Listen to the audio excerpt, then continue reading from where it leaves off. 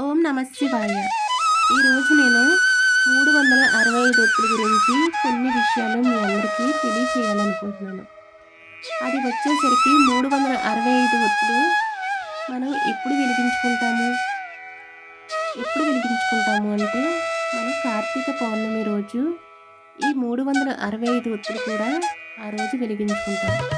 ఆ రోజు కానీ కుదరకపోతే మనకి ఏదైనా ఒక రోజు వెలిగించుకుంటాం. ఈ కార్తీక మాసంలో ఈ నెలంతా కూడా ఎప్పుడు వెలిగించుకున్నా సరే పర్వాలేదు. కానీ చాలామంది ఏం చేస్తున్నారంటే కొన్ని తెలిసి తెలియక కొన్ని పనులైతే చేస్తున్నారండి. ఈ 365 ఒత్తుల గురించి. అసలు 365 ఒత్తులు అంటే ఏంటి? 365 ఒత్తులు అంటే మనకి సంవత్సరం అంతా కూడా మనం దీపారాధన అంటే రోజుకి ఒక ఒత్తు చొప్పున మనం వెలిగిస్తాం కదా! అలాంటి దీపారాధన మనం చేయని పక్షాన ఈ 365 ఒత్తులు కూడా ఒకే రోజు ఈ కార్తీక మాసంలో వెలిగిస్తే మనం ఈ సంవత్సరం అంతా కూడా ఇంట్లో దీపారాధన చేసినట్టు లెక్క.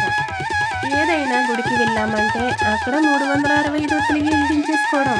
ఏదైనా మంచి రోజు వచ్చిందంటే 365 ఒత్తులు వెలిగించేసుకోవడం. అలా ఎలా కుదురుతుందండి? 365 ఒత్తులు అంటే ఒక్కసారే వెలిగించాలి దేవుడి ముందు. అదైనా ఇంట్లో అయినా గుడిలో అయినా ఎక్కడైనా సరే ఒక్కసారే వెలిగించాలి ఆ దేవుడి ముందు. ఎప్పుడు వెలిగించినా సరే ఆ దేవుడికే. అలా అని కార్తీక మాసంలో పౌర్ణమి రోజే వెలిగించాలని రూల్ ఏమీ లేదు. ఈ కార్తీక మాసంలో నెలంతా కూడా ఎప్పుడైనా వెలిగించవచ్చు. అలాగే గుడిలోనే వెలిగించాలని కూడా రూల్ లేదు. మన ఇంట్లో అయినా సరే వెలిగిస్తే అది దేవుడికే, అది గుడిలో వెలిగించినా సరే ఆ దేవుడికే.